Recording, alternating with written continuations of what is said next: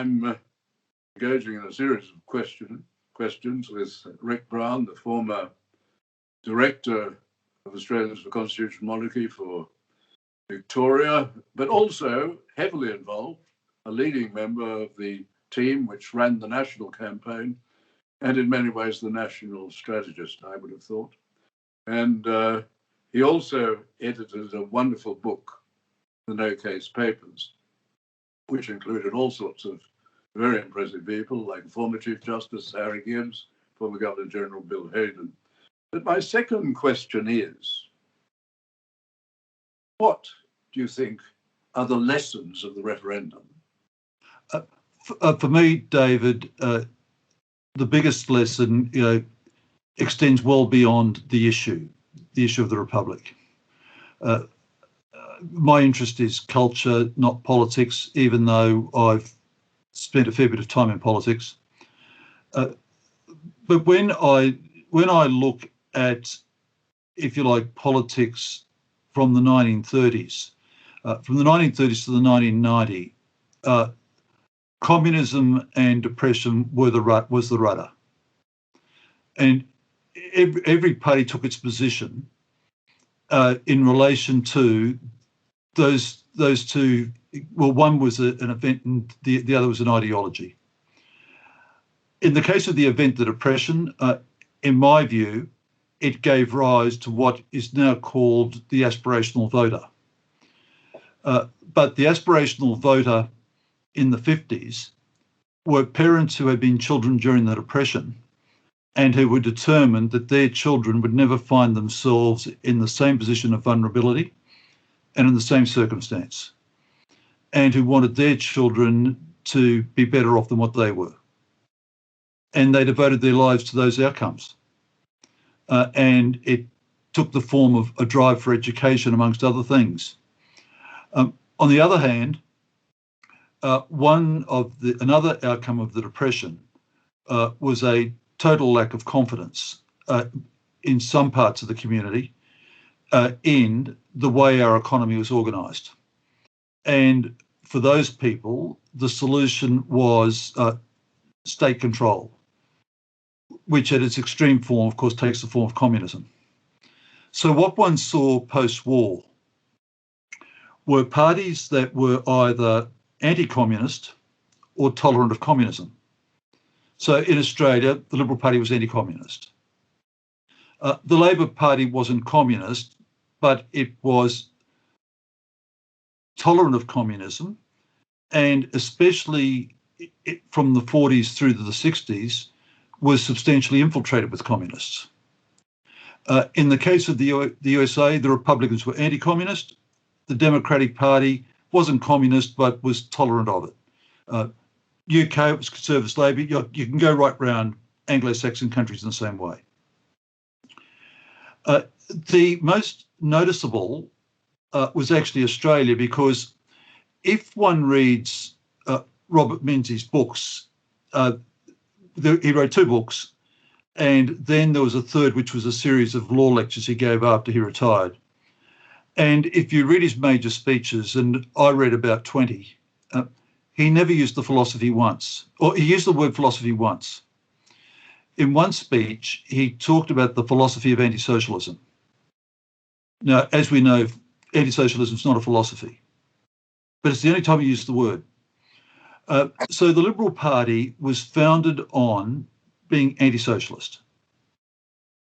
The Republicans weren't founded on that. They're the grand old party, as we know. But that's where they were post-50s, ditto the Conservatives in the UK. So post-war, you had major parties founded on a negative. Then the Berlin Wall came down in 1989. At that point, the rationale for the existence of the Liberal Party, the Republican Party, and the Conservative Party ceased to exist. But none of them could afford to admit that, because by then it had become a career and all the rest of it. So fundamentally, what had to be done was to maintain the facade of belief. And the way that was done was to maintain terminology like left and right. But in fact, from 1990 onwards, the word left and right became totally meaningless.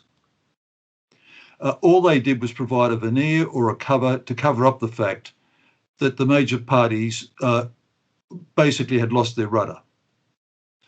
The same thing happened on the Labor side of politics. In Australia, in fact, it predated 1990. In the early 80s, Gareth Evans, then a minister, led the campaign to water down the ALP platform. The ALP platform had been founded around the nationalisation of the means of production, distribution and exchange. And Evans watered that down, or the National Conference watered that down, led by Evans in the early 80s. And they had to do that, of course, to enable Labor to implement the free market policies that Keating and Hawke implemented in the early 80s. So what that meant then is this: by the time we got to the end of the 90s, in my view, if I wanted to discern what I thought were the values of the average voter, I could no longer rely upon Liberal or Labor. I could no longer rely on left or right. It seemed to me that the best indicator of people's values was postcodes, where they lived. Now, at that point, people would say now, well, it's self-evident, but it wasn't self-evident then. But it actually became self-evident after the referendum. I did this, David. Before today, I went and dug up what I've got a piece of paper here. If you take Victoria, the 4 highest yes votes are in the electorates of Melbourne, Ports, Higgins and Kooyong. The yes is all over 60%. There's only one other federal electorate which was over 60, and that was Batman, and it came in at 61. Melbourne or Melbourne Ports came in at 70. Higgins and Kooyong came in the mid-60s. What's interesting about them is 2 Labor electorates, 2 Liberal. Then, when I went to the outer suburbs and I looked at an electorate like Burke in the western suburbs and a Labor seat, and I compared that with an electorate like Dunkley, which was down past Frankston, the no vote was virtually identical. Was this only in Victoria, did you think? You can go right around Australia like this. If I take Queensland, you would know New South Wales, so I never looked at New South Wales. If I take Queensland, only 2 federal electorates voted yes. The electorate of Brisbane, which was safe Labor, and the electorate of Ryan, safe Liberal. And in Brisbane, would the Labor voters be traditional blue-collar workers, or would they be young elites? What I call the latte sippers. We are talking about the inner suburbs. So very few blue-collar Labor voters would be there. They'd be mainly, as you say, latte sippers. Yeah, well, the Liberals are the same. Yes. Yeah, Kooyong, Higgins, Ryan. We're not talking about. My guess is if you did the Sydney analysis, you'd find all the Liberal seats in the West would have all been voting no. But for example, John Howard was a no voter, but Benelog voted yes. Yes, as did Tony Abbott's seat. Yes. And I'm in Wentworth, and of course that was a strong yes vote. Because but it's my point. It's all about the postcodes. Yes. If you go up the Queensland coast, at the time you had, for memory, Hinkler based on Bundaberg, Capricornia based on Rocky, Dawson based on Mackay, and the no votes were very similar. Now, at that stage of the game, Capricornia was a red-hot Labor seat. But the seats on either side were strong country party stroke National Party seats. But on this issue, the votes were the same. And this is interesting, given that the Labor Party did give a direction on how to vote. They told their people to vote no, whereas the Liberals were confused. Well, the truth is the Liberals were all over the shop, but but within Liberal ranks there were a higher proportion supporting yes, and I'm talking at the leadership level. I'm not talking at the branch level. Oh, yeah, I agree. Most of the politicians were against us. Yes, yes. Which again is consistent with the practical position is that neither of the major parties wanted to learn the lesson out of the No Republic because it would have fundamentally changed their whole political strategy, quite fundamentally. The logic of the No Republic result is that the first major party that focuses its efforts solely on the outer suburbs and the regions will clean up. Neither side has. Both of them have continued ever since then to do this pandering to the inner suburbs and appeasing the outer suburbs.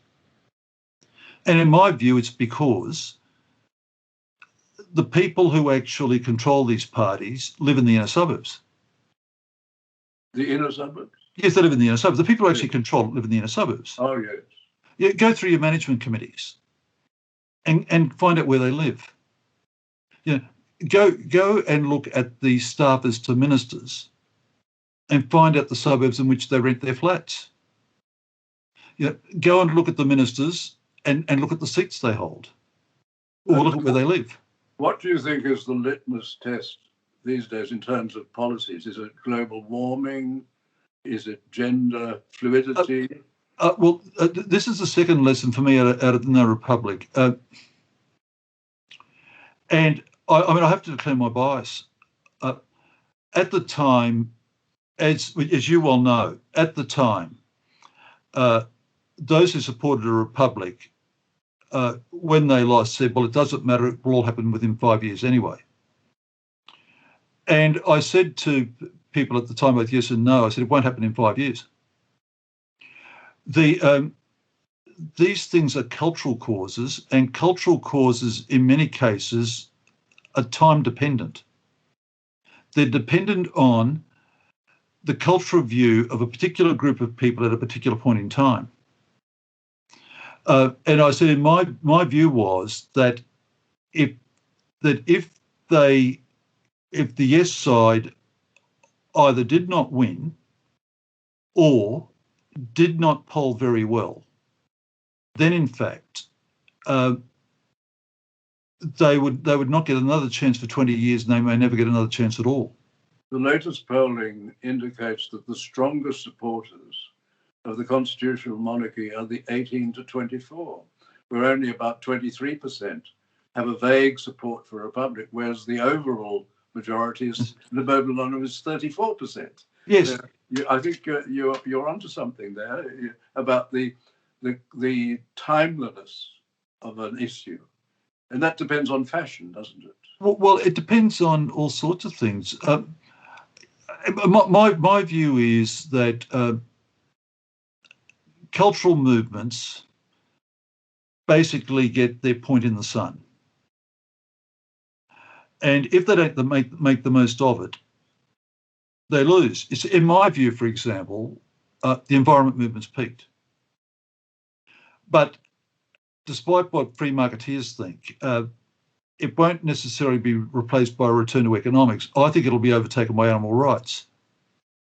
And animal rights is going through the same trajectory as Greens. I take quite an interest in animal rights because a friend and I run a government relations business, and we give advice to hunters. So we're at the forefront of dealing with animal rights. And I've been watching them now for 10 years. And I've watched the radicalisation of the RSPCA and all the rest of it. I think cultural issues have a time. The time comes, the time goes. Is my view. Well, that's really very fascinating, and it will encourage constitutional monarchists because obviously they've had their time. I think I think they were given a very generous access. John Howard ensures that the process was very fair and equitable. It could not have been fairer nor more equitable. As soon as they thanked him for that, but as soon as they lost, they then blamed him for losing the referendum. Well, you saw the vitriol of Malcolm Turnbull the night. It's just sheer vitriol. But yes, but you see, it's David. It's as much about the mindset of the inner suburbs. There is a new born to rule class, and it's not based on inherited wealth. It's the professional elites. You see it. I mean, just walk the corridors of Canberra, and as you know, I spent a few years there, and the mindset of the people who walk that. You know, we are the fountains of all wisdom, and fundamentally, the peasants are lucky to have the benefits of our wisdom. That is the mindset. Yes, I think you're absolutely right, and this is so fascinating. But thank you so much for all of that. There's such food for thought there. We should really have a full program on this very issue, because you're so well informed, and you are, as you showed yourself during the referendum. And I'm not saying this to flatter you. During the referendum, you showed yourself in the forefront of strategic thought in relation to running the referendum. But thank you.